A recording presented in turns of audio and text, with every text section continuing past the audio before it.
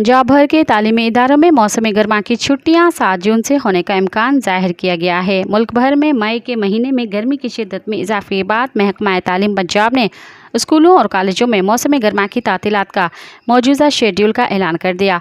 मौजूदा शेड्यूल के मुताबिक मौसम गर्मा की तातीलात 7 जून 2024 से शुरू होंगी और 19 अगस्त 2024 को तालीमी इदारे खोले जाएंगे। ज़रा का इस हवाले से कहना है कि महकमा तालीम पंजाब मई के तीसरे हफ्ते में तातीलात का नोटिफिकेशन जारी कर देगा।